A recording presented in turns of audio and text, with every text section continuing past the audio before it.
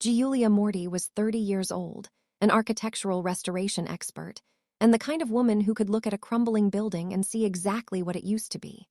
That evening, she had driven 4 hours back from a heritage site with plastered dust still caught in her hair and the smell of old stone on her jacket. The drive should have been peaceful. It was not. The moment her headlights swept across the front lawn, her foot came off the gas. Blueprints lay spread across the wet grass, their edges curling in the rain like wounded things. Her drafting tools were scattered beside them, some face down in the mud, some half buried under the weight of a box that had been thrown hard enough to split at the corner. A wooden carrying case she had owned since university was broken open, its contents spilling across the lawn like wreckage after a storm. She sat in the car for a long moment, engine still running, rain tapping softly against the windshield. Then she got out. Marco Morty stood on the front porch with his phone held high, camera pointed directly at his daughter. He was 61 years old, built like a man who had worked with his hands his whole life, and in that moment, he wore the expression of someone who believed fully in what he was doing. The recording light blinked red against the dark. Behind him, her brother Luca stood with his arms loose at his sides, watching with the relaxed posture of a man enjoying something. As Giulia stepped closer to the lawn, Luca walked down the porch steps and kicked the side of her specialized drafting table with the flat of his boot. The table scraped across the concrete and tipped into the dirt. Her mother stood in the doorway with her arms folded across her chest. She did not speak. She did not move. She simply watched. Marco's voice came loud and clear, designed for the camera, designed for whoever would see it later. He called his daughter a parasite of the digital age. Said her career was hollow, built on screens and codes and nothing real. Said she had never once contributed anything of value to the family name, that she had fed off the Morty legacy without building a single stone of it herself. His voice filled the street. A neighbor across the road sat on their porch and went very still. Giulia stood in the rain over her ruined blueprints and did not raise her voice. There was no trembling in her jaw, no tears gathering at the corners of her eyes. Something inside her simply went quiet, the way a room goes quiet when the last person who was pretending everything was fine finally stops pretending. She looked directly into her father's camera. There is a specific kind of pain that comes not from being hated, but from being misread by the people who had every opportunity to know you. It does not announce itself loudly. It settles. It sits down in the chest and makes itself comfortable because it has been there so long it knows exactly where to put its weight. Giulia knew that feeling. She had been carrying it for years. She reached down and began gathering what she could from the lawn, moving slowly and deliberately, not with the frantic energy of someone desperate, but with the quiet focus of someone who has already made a decision. Wet blueprints, salvageable tools, the laptop bag she had pulled from the mud first before anything else. She worked in silence while her father continued filming and her brother watched and her mother stood in the doorway saying nothing. Before she loaded the last of it into the car, she stopped. She turned and looked at all three of them, one face at a time. Then, quietly, without raising her voice, she said that she hoped they all slept well tonight. That one day none of them would sleep at all. Marco laughed. Luca looked away. Her mother unfolded her arms and looked at the floor. Giulia walked back to the car, opened the door, and before she got in, she did one small thing. She glanced down at her smartwatch and pressed a single button. One tap, nothing dramatic, nothing visible from the porch. Then she got in, closed the door, and drove away without looking in the rearview mirror. She drove 3 exits south and pulled into the parking lot of an extended-stay motel, the kind with outdoor corridors and a vending machine near the ice maker. The room smelled like commercial cleaning products and recycled air. She sat on the edge of the bed with the laptop bag on her lap and her wet jacket still on. The phone started within the hour. 6 missed calls, then 11 messages, then 20.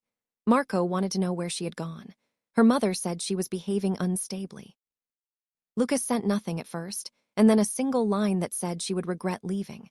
She read each one without responding, then opened a blank folder on her phone and began taking screenshots, each one captured and dropped in order. She named the folder, When They Start Lying. Sometime after midnight, she called the one person she trusted to tell her the truth without softening it.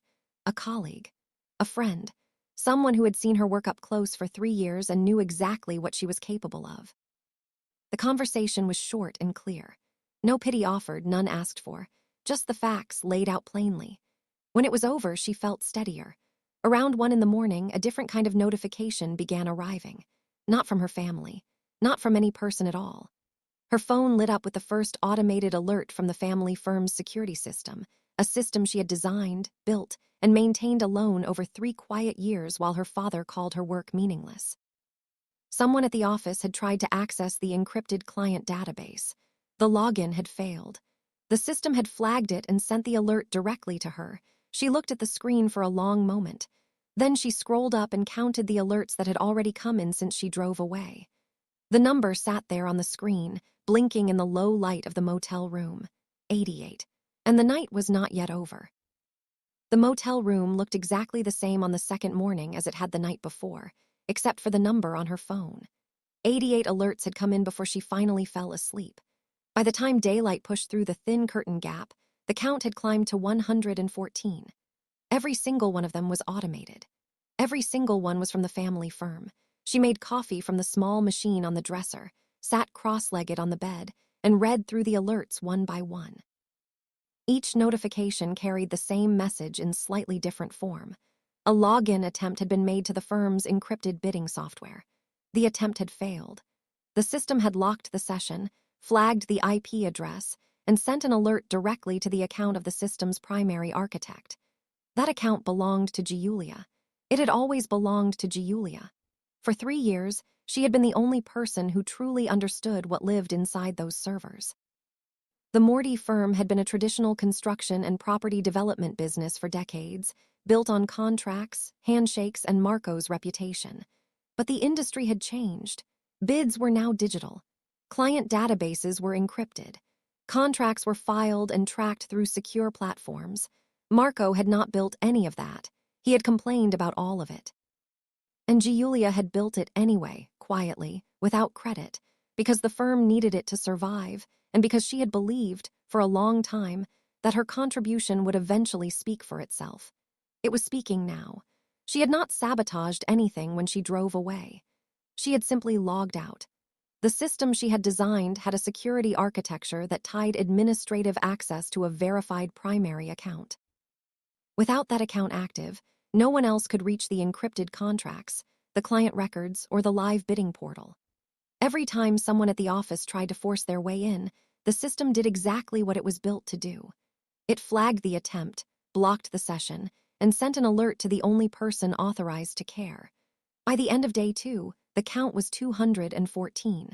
The messages from her family ran alongside the alerts like a second current. Marco's tone had shifted overnight from fury to frustration. His texts were clipped and demanding, short sentences that assumed she would respond simply because he expected her to. Her mother's messages were longer, softer around the edges, but they carried the same core assumption underneath all the careful wording. That Giulia would come back, that she would fix things, that she would absorb the disruption she had caused and return everything to normal, the way she always had. She put her phone face down on the nightstand and went for a walk. The street outside the motel was quiet in the early morning, lined with small shops that hadn't opened yet. She walked slowly with her hands in the pockets of her jacket, the same jacket she had worn on the lawn 2 nights ago, still faintly smelling of rain and old stone from the heritage site she had left before all of this. She thought about the building she had been working on out there. A 19th century civic hall with hairline cracks running the full height of its east wall. She had been mapping those cracks for weeks, learning where they started, what pressure had caused them, what the structure needed to stop breaking. She understood damaged things. She had spent her entire career understanding them. She walked back to the motel and opened her laptop. On day 3, a former colleague reached out through a professional network. The message was brief and direct. A prominent architecture firm in the city was beginning the preliminary process for a major restoration commission. They had followed her published work. They wanted to know if she was available to speak. She read the message twice, closed the laptop, and let the idea sit for the rest of the day without answering. By day 4, the alert count had crossed 300. At the office, the situation was deteriorating in ways that Marco had not yet fully understood. The firm had a significant contract in final negotiation, a €1 million commercial development bid that required access to the client communication portal, the project documentation archive, and the digital sign-off system. All three were locked behind the encryption Giulia had built. Without access, the deadline on that contract was becoming a problem that no amount of shouting at a screen could solve. Luca had tried everything he could think of on the technical side. He had called the software vendor, who had confirmed that the system was functioning correctly, and that access required the credentials of the registered primary administrator. He had called a third-party IT consultant, who had said the same thing in more expensive language. The system was not broken. It simply did not know him. Day 5 arrived like a wall. Marco called at 9 in the morning. The phone rang 4 times before she picked up, and when she did, his voice came through loud and unsteady. He said the company computers were broken. He said something had gone wrong with the system, and they could not get into anything. He said he needed her to come in and fix it immediately. His voice had the particular texture of a man who was not used to needing anything and did not know how to carry the weight of it. She waited until he finished. Then she told him, calmly and without any heat in her voice, that the computers were not broken. They were working exactly as designed. The system simply did not recognize an unauthorized user as the owner of the account. He went silent on the line for a moment, and in that silence, she could hear him understanding something he did not want to understand. Then he said her name once, sharply, like a question and a command at the same time. She said she hoped he had a good day. Then she ended the call. The alert count that evening was 411. What no one in the family had anticipated was what would surface without Giulia's quiet presence in the background. For 2 years, without ever being asked, and without ever announcing it, she had been monitoring the firm's financial records as part of her administrative access to the business systems. She had noticed discrepancies, early, small withdrawals coded to vendor accounts that did not match any invoices she could verify. She had not confronted anyone. She had not escalated it. She had simply, carefully, adjusted how those figures were categorized in the internal reports, keeping them away from the board's quarterly review. She had done it to protect the family name. She had done it for Marco's legacy, not Luca's benefit.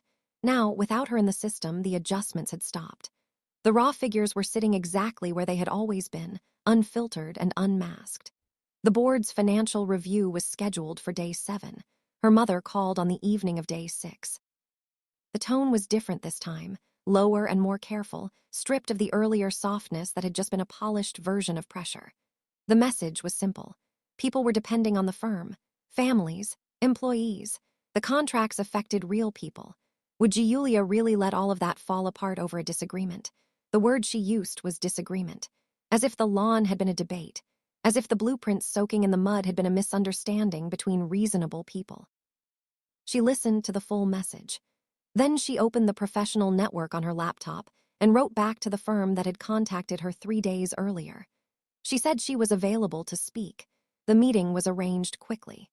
The commission they described was the restoration of the city's most prominent cathedral, a project that had been in public discussion for years and had attracted interest from every major architecture firm in the region. The appointment of a lead architect was a decision the city's heritage commissioner would make personally. They believed Giulia's published restoration work made her the strongest candidate. They wanted her to lead it. She accepted before the call was over. By the end of day 9, the alert counter had reached 667. The messages from Marco had slowed. Not because the situation at the firm had improved, but because he had run out of approaches that felt like they carried any authority. The demands had given way to silence, and the silence was its own kind of answer. She sat in the motel room in the quiet of a Wednesday evening, laptop open, the cathedral's existing survey documents already pulled up on screen. The building was magnificent and deeply damaged, its stonework compromised along the northern arcade, its restoration requiring exactly the kind of patient, structural understanding that had defined her entire career. She looked at the blueprints on her screen for a long time, not the ones that had been ruined on the lawn, new ones. Hers, built on nothing her father had given her and everything she had built herself. The phone screen glowed beside the laptop. 667 alerts, and the servers were still running, still faithful, still doing exactly what she had designed them to do. Outside the motel window, the city moved through its ordinary Wednesday night, unaware of any of it, and somewhere across town, Marco Morty sat in a building he could no longer enter and waited for a daughter he had filmed on a lawn to save him from himself. The city's annual Heritage Bidding Gala was held on the evening of the 10th day, in a restored civic hall on the north side of the city, the kind of building with high ceilings and marble floors that made every footstep sound deliberate. Giulia arrived early, alone, wearing a dark blazer over a simple dress, her hair pulled back the same way she wore it on site visits. She carried no portfolio under her arm, no display board, no prop of any kind. She had come with nothing but her name and what it now meant. The room filled steadily over the next hour, drawing in architects, city officials, development firms, and heritage commissioners from across the region. Chandeliers threw warm light across the assembled crowd. Servers moved between clusters of guests carrying narrow glasses of sparkling water and white wine. The air smelled faintly of cut flowers and old stone, the kind of building that still breathed history through its walls, no matter how many times it had been renovated. Across the room, Marco Morty arrived with Luca at his side. He was dressed well, the way a man dresses when he needs people to believe everything is still under control. His suit was pressed, his posture upright, his expression arranged into the particular calm of someone working hard to project it. But there were signs, small and readable to anyone paying close attention. The tightness around the jaw, the way his eyes moved too quickly across the room, the way Lucas stayed close, just slightly behind, as if proximity to his father was the only solid ground available. Giulia saw them from across the room before they saw her. She did not move toward them and did not move away. She accepted a glass of water from a passing server, turned slightly, and resumed the conversation she had been having with two members of the city's Heritage Commission. The conversation was easy and specific, grounded in the technical language of stone and load-bearing structure, the kind of discussion she had been having her entire professional life. It required nothing from her that she did not already have. Marco spotted her near the far end of the room. The change in his expression was not dramatic. It was a tightening, a repositioning, the look of a man recalculating a situation he had believed he understood. He moved across the room with the confidence of someone who had spent decades being the most powerful person in whatever space he entered, Luca a half step behind, the crowd parting the way it always had for Marco Morty when he walked through a room with purpose. He reached her side of the room just as the preliminary remarks were drawing to a close. He began to speak before she had fully turned toward him, his voice carrying just enough volume to be noticed by the people standing nearby. He said her name with the weight of a man who owned it, then told the small surrounding audience that this was his daughter, his firm's former systems consultant, who had unfortunately chosen to leave the family business at a rather inconvenient time. The word unfortunately landed with a deliberate edge. The words former and consultant were chosen with care. He was rewriting the story in real time, in public, the same way he had filmed the lawn for a social media post, performing confidence for an audience he needed to believe him. The people nearby shifted slightly. Someone looked at the floor. Giulia let him finish. She held the glass of water in both hands, her posture open and still, and she did not interrupt him once. When he was done, she simply looked at him with an expression that was not cold and not warm, but simply clear, the look of someone who has already settled something privately that has not yet become public. The lead commissioner stepped to the front of the room before anyone else could fill the silence. His name was Commissioner Ferrante, a measured man in his early 60s who carried authority the way certain people do, without advertising it. He thanked the assembled guests for attending, made brief remarks about the city's commitment to preserving its architectural heritage, and then moved directly to the announcement that the room had been waiting for. The Cathedral Restoration Project, the most significant heritage commission the city had undertaken in 40 years, had completed its selection process. He paused for a single beat. The appointed lead architect, he said, was Giulia Morty. The applause began before her name had fully settled in the air. It was immediate and genuine, the kind that comes from people who already know the name and are glad to hear it said out loud in the right context. Commissioner Ferrante turned toward her with a handshake extended, and she crossed the room to meet him, the marble floor carrying each step cleanly under the chandelier light. Marco did not move from where he stood. She shook the commissioner's hand, thanked him briefly, and accepted the formal documentation folder that a staff member offered from the side. Around her, people leaned in to offer congratulations, colleagues from the field, city officials she had worked alongside on previous projects. members of the Heritage Commission, who had followed her published restoration work for years. The room had reorganized itself around a new center of gravity, and that center was not where it had been 20 minutes ago. Luca said something quietly to his father. Marco did not respond. After the formal proceedings concluded and the room broke into open conversation, Giulia moved to a quieter section near the far windows. She did not seek out her father and did not avoid him. She stood with a small group of fellow architects and spoke about the cathedral, about the specific challenges of the northern arcade, and what the stonework survey had revealed about the original construction methods. The conversation was good and grounded and moved forward the way the best professional conversations do, without pretense and without waste. She thought, briefly, about the architectural model that had been ruined on the lawn 10 days ago, the one she had spent 6 months building, the one Luca had knocked into the dirt with the flat of his boot while Marco filmed it. She had not replaced it. There would be time for new models, better ones, built from fresh surveys and clean materials. What had been lost on that lawn was irreplaceable in one sense and entirely replaceable in the way that mattered. The work continued. The work had always continued. An hour later, as the gala began to thin and guests moved toward the exits in small groups, she said goodnight to the commissioner and walked toward the coat check near the entrance. Her phone had been in her bag all evening. She had not checked it once during the gala. She retrieved her coat, slipped her phone from the bag, and turned toward the door. The screen showed a new notification. It was not an automated server alert. The sender was listed as a name she recognized immediately, a name she had known her entire life. The message had arrived 11 minutes ago, while she had been standing near the window talking about stone. She looked at it for a moment without opening it, reading only the preview visible on the locked screen. One word, just one. The word was, please. She stood in the entrance hall of the civic building with her coat over one arm and the phone in her other hand, and she read that single word again.